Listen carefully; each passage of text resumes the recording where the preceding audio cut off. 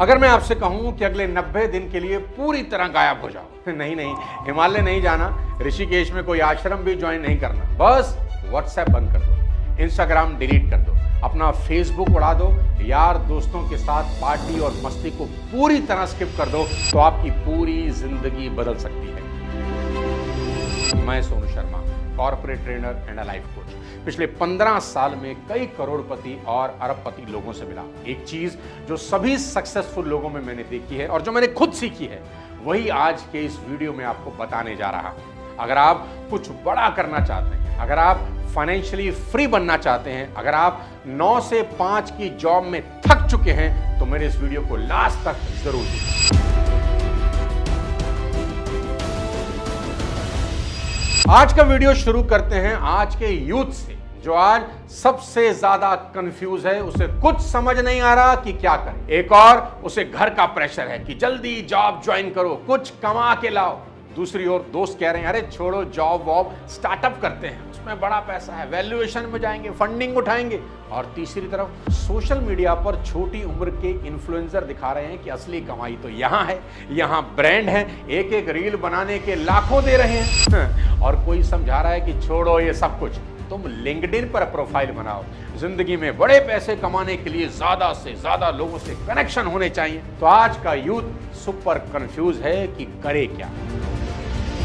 लेकिन जब मैं अपने 25 सालों के तजुर्बे को देखता हूं, तो मुझे एक बात बिल्कुल क्लियर समझ में आती है कि सफलता के लिए आपको भीड़ की नहीं, प्रिवेसी की जरूरत है, कनेक्शन की नहीं, फोकस की जरूरत है, 10 काम करने की नहीं, एक काम में मास्टर बनने की जरूरत है। और यह तभी पॉसिबल है जब आप शोर से दूर हट जाएं। किसी ने एक बार थॉमस एडिसन से पूछा कि आपने इतने सारे इन्वेंशन कैसे किए, तो उन्होंने कहा अकेले रहकर, दिनों, घंटों, महीनों, सालों अकेले रहकर, बिना किसी डिस्ट्रैक्शन के, कोई फोन नहीं, कोई पार्टी नहीं, कोई दोस्ती नहीं, सिर्फ वो और उनके गोल्स और उनका फोकस्ड माइंड। उन्होंने कहा मैं जब भी कुछ नया बनाना चाहता हूं तो पूरी दुनिया से कट जाता हूं। और ये वही एडिसन है जो बल्ब बनाने के प्रोसेस में 10,000 बार फेल हुए। सोचो अगर वो इंडिया में होते तो हर फेलियर के बाद उनके रिश्तेदार बोलते कि बेटा तुमसे ना हो पाएगा, छोड़ दो ये सब, एक अच्छी खासी नौकरी कर लो, देखो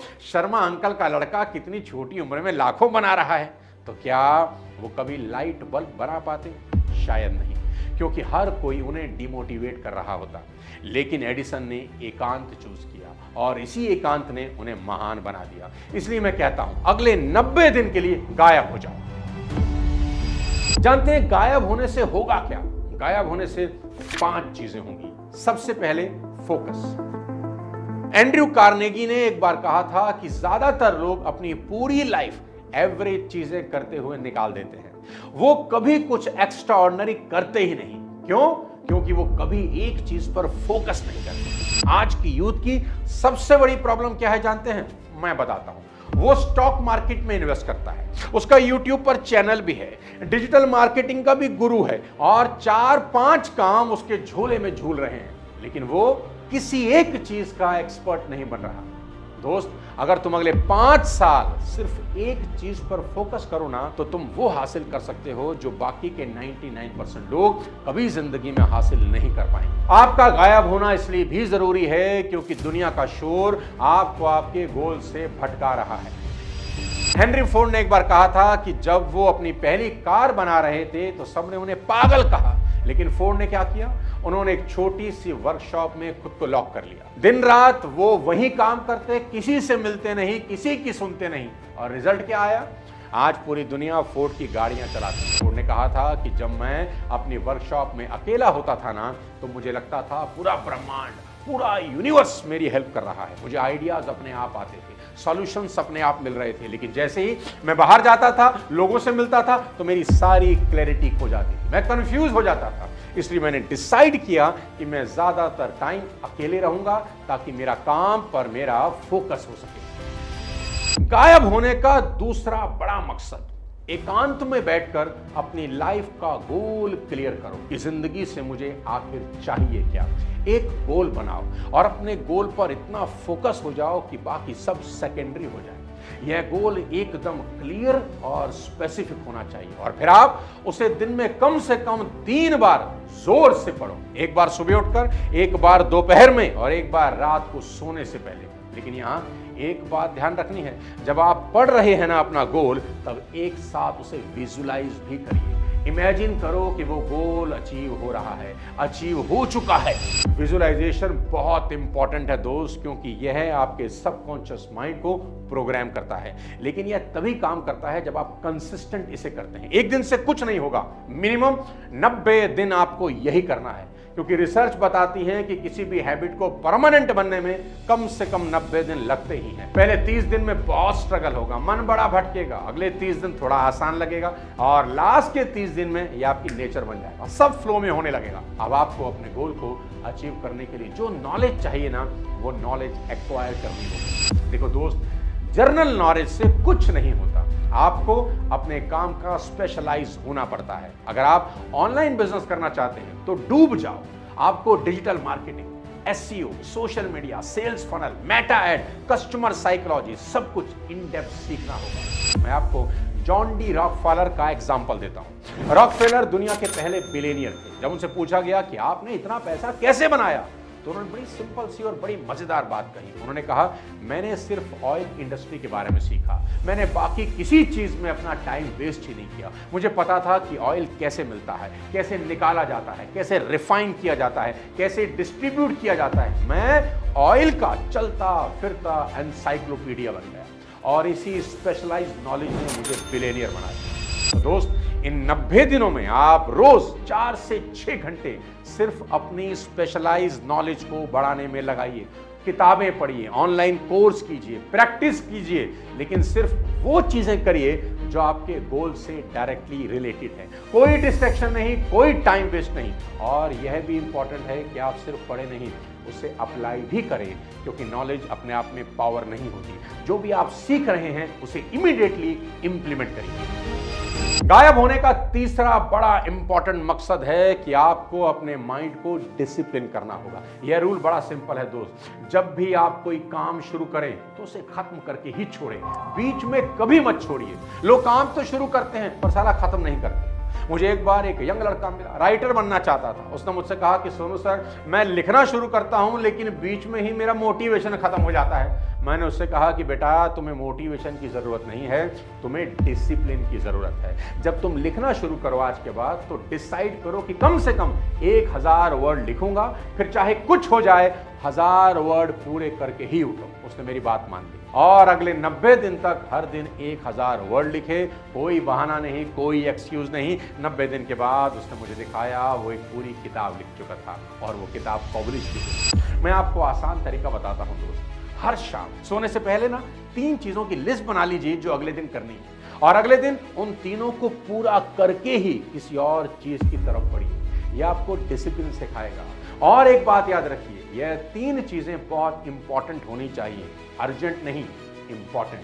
बहुत सारे लोग अर्जेंट काम करते रहते हैं लेकिन इंपॉर्टेंट काम कभी नहीं करते। अर्जेंट काम वो होते हैं जो अभी करने हैं, इंपॉर्टेंट काम वो होते हैं जो आपको आपके गोल के करीब ले जाते हैं। तो याद रखिए, हमेशा इंपॉर्टेंट कामों को प्रायोरिटी दीजिए। अब गायब होने का चौथा मकसद बहुत पावरफुल है। मैं इसे मास्टरमाइंड विद सेल्फ कहता हूं। खुद से बात करिए।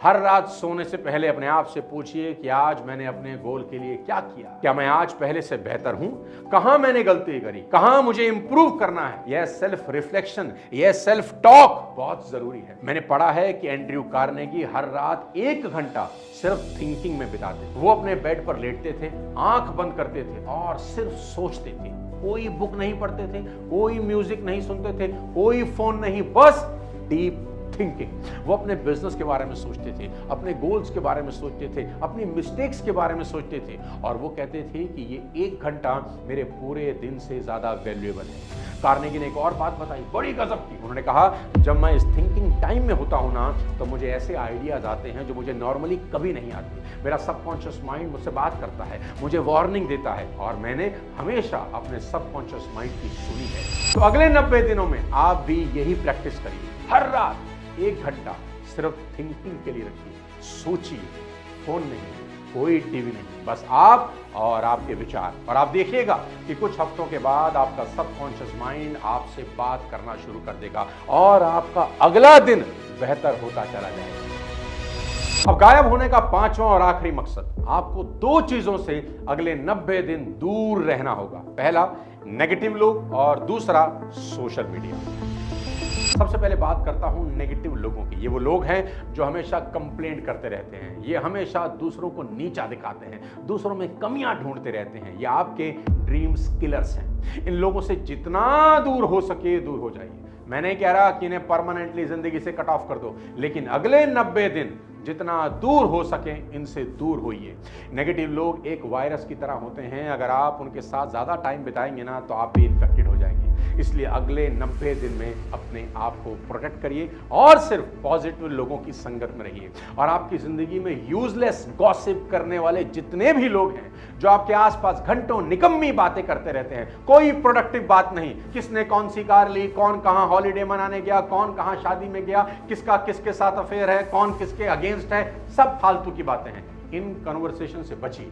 और अगर आपको कोई फोन करे ना और अननेसेसरी की बातें करना चाहे तो पोलाइटली मना कर दीजिए, बोलिए भाई अभी बहुत बिजी हूं, बाद में बात करते हैं, फोन काट। दूसरी, सोशल मीडिया। मैं समझता हूं कि आज के जमाने में सोशल मीडिया बहुत जरूरी है दोस्त, लेकिन ये एक बहुत बड़ा टाइम वेस्टर है। आप सोचते हैं कि आप सिर्फ 5 मिनट के लिए इंस्टाग्राम खोल रहे हैं, लेकिन वो 5 मिनट कब 2 घंटे में बदल जाते हैं पता ही नहीं चलता। तो अगले 90 दिनों में सोशल मीडिया को जिंदगी से कम कर दीजिए। अगर बहुत जरूरी है तो दिन में सिर्फ 45 मिनट।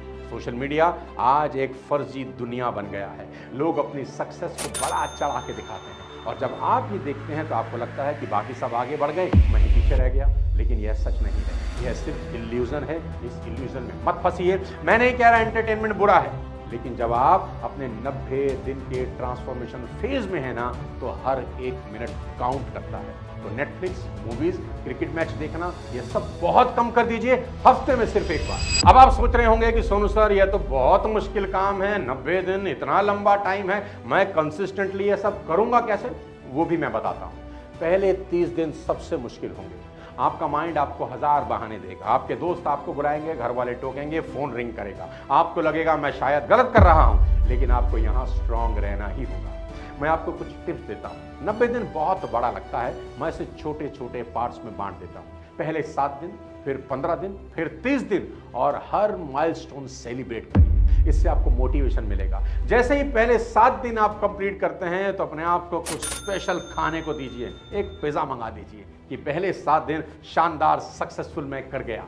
30 दिन कंप्लीट होने पर दोस्तों को एक छोटी सी पार्टी दे दीजिए कि मेरा ट्रांसफॉर्मेशन प्रोसेस सही दिशा में बढ़ रहा है। एक जर्नल मेंटेन करिए, एक डायरी लीजिए, पेन लीजिए, हर दिन लिखिए कि आपने क्या किया, क्या सीखा, कहां स्ट्रगल किया, क्या अच्छा हुआ, कहां प्रॉब्लम आई।